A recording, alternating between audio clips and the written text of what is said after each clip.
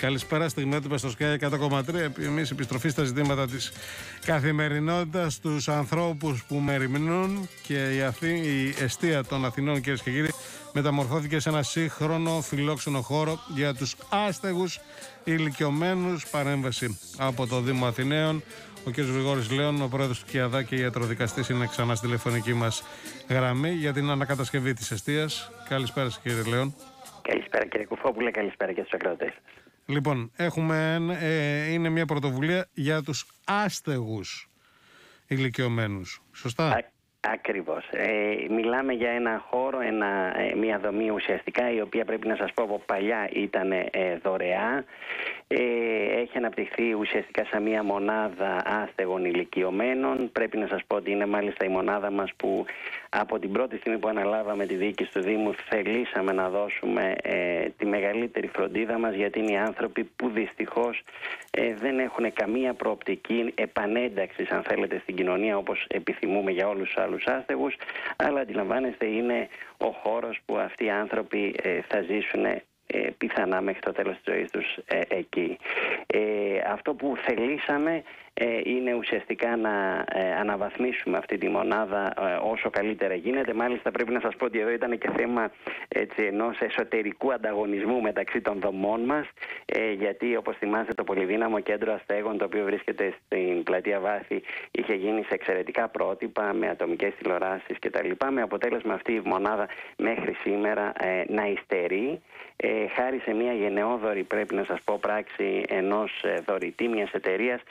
Καταφέραμε όμως και να την ανακαινήσουμε πλήρως, δηλαδή ουσιαστικά να βάψουμε όλο το κτίριο, να ανακαινήσουμε, να ανανεώσουμε όλους τους κοινόχρηστους χώρους, να αγοράσουμε νέες συσκευές από ψυγεία, πλυντήρια, φούρνους μικροκυμάτων και ό,τι άλλο χρειαζόταν, και φυσικά σε κάθε δωμάτιο να υπάρχει μια τηλεόραση όπως έχουμε κάνει εξάλλου και στο Πολυδύναμο, αλλά και να δημιουργήσουμε μια σύγχρονη τραπεζαρία για να τρώνε οι ωφελούμενοι, που όπως σας είπα βέβαια είναι άνθρωποι μιας αρκετά σημαντικής ηλικίας, άνθρωποι οι οποίοι περνάνε τον περισσότερο χρόνο τους μέσα σε αυτή τη δομή, και θα έπρεπε πραγματικά, θεωρούσαμε χρέος μας να ανακαινήσουμε αυτή τη δομή, και είμαστε πολύ περήφανοι που το καταφέραμε χάρη στο δωρητή μας και στο επιτυχημένο πρόγραμμα «Υιοθέτησε την πόλη σου» που εφαρμόσαμε σε αυτή τη δομή. Ναι. Οι 52 άστεγοι ηλικιωμένοι που είναι μέσα έχουν καλύψει όλες τις θέσεις. Δεν μπορείτε να δεχτείτε άλλους, έτσι δεν είναι?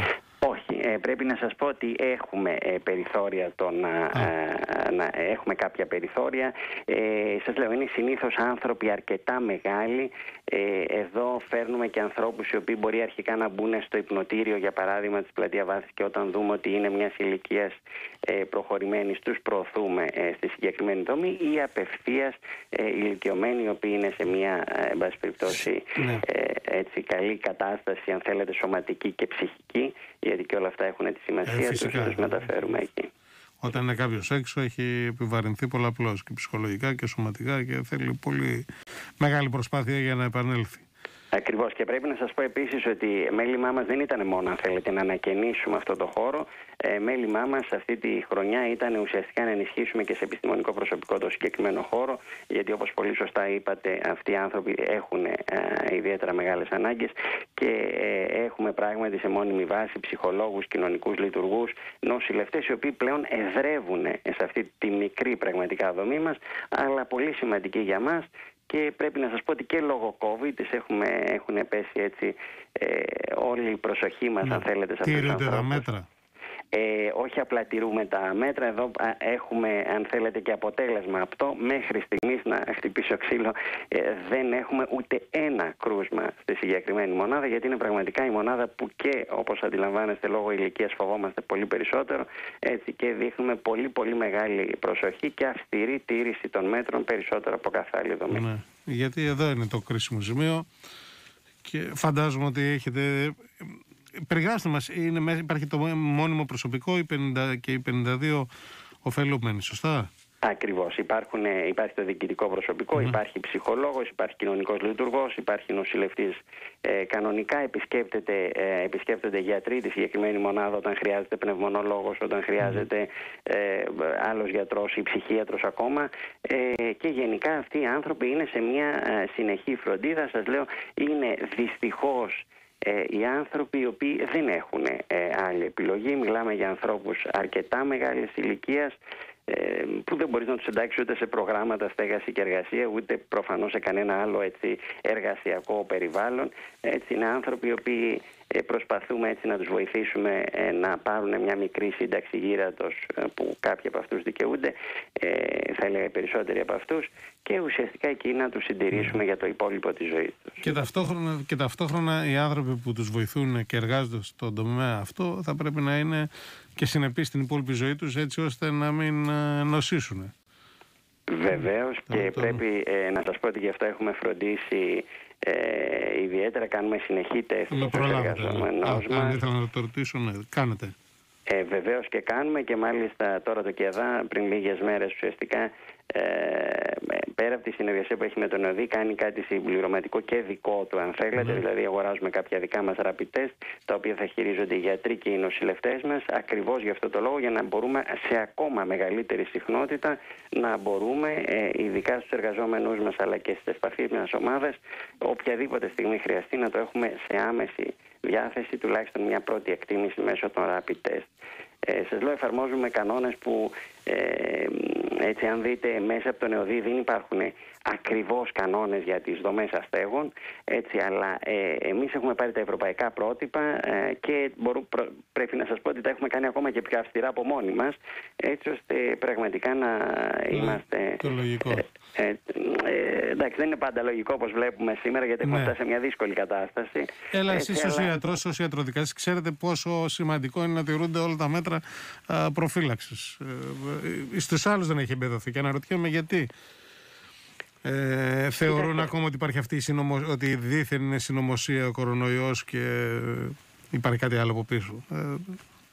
Ναι, αυτό είναι ένα θέμα. Βέβαια, πρέπει να σας πω ότι εδώ εμείς έχουμε δώσει μεγάλη έμφαση και στην εκπαίδευση αυτών των ανθρώπων, γιατί ξέρετε, αν δεν συνεργάζονται, μιλάμε τώρα για δομές καταρχάς που δεν είναι κλειστές δομές. Δηλαδή, δεν είναι ότι οι άνθρωποι μένουν μέσα 24 ώρες το 24ωρο και θα βγουν και μπορεί να κάνουν τη βόλτα τους ή, εν πάση περιπτώσει, οτιδήποτε άλλο, να ψωνίσουν κτλ. Αντιλαμβάνεστε λοιπόν ότι σε αυτούς τους ανθρώπους πρώτα απ' όλα δώσαμε μεγάλη έμφαση στην εκπαίδευση, δηλαδή στο να τους εκπαιδεύσουμε και οι ίδιοι να τηρούν τα μέτρα προστασίας, έτσι, τα ατομικά μέτρα που πρέπει ο καθένας, ας πούμε, να τηρεί. Και από εκεί και πέρα βέβαια και οι εργαζόμενοι μας είναι πάρα πολύ συνειδητοποιημένοι και είμαι έτσι ιδιαίτερα περήφανος γι' αυτό, γιατί πραγματικά τηρούν όλους τους κανόνες και ακόμα και σε δομές που έχουν υπάρξει κάποια κρούσματα, η διασπορά απέδειξε ότι τα μέτρα ήταν πάρα πολύ σημαντικά, γιατί δεν υπήρξε ουσιαστικά καθόλου διασπορά στην κοινότητα. Σας ευχαριστώ πάρα πολύ για την παρουσία σας απόψε. Ο κόσμος αναρωτιέται αν μπορείτε να κάνετε και άλλες τέτοιες εστίες, γιατί υπάρχουν μεγαλύτερες ανάγκες. Σας το μεταφέρω. Κοιτάξτε, θα απαντήσω με το εξής. Θα μου επιτρέψετε να πω ότι όταν αναλάβαμε τη διοίκηση του Δήμου πριν ένα χρόνο, βρήκαμε περίπου σας λέω 200 θέσεις στέγασης αστέγων. Αυτή τη στιγμή ήδη στον ένα χρόνο έχουμε δημιουργήσει 600 θέσεις στέγασης. Δηλαδή τριπλασιάσαμε ουσιαστικά τη δυναμικότητα του Δήμου Αθηναίων σε χώρους στέγασης για τους άστεγους της πόλης. Μακάρι, θα σας έλεγα, να γεμίσουν αυτοί οι χώροι, και εδώ είμαστε για να προχωρήσουμε ακόμα περισσότερο, ίσως και σε νέες δομές στέγασης. Σας ευχαριστώ πάρα πολύ που είστε απόψε μαζί μας. 2-10-40. Καλώς βράδυ. Κύριος Γρηγόρης Λέων, ιατροδικαστής, πρόεδρος του ΚΕΑΔΑ, του φορέα που ασχολείται με τους ανθρώπους που έχουν τη δικιά μας ανάγκη.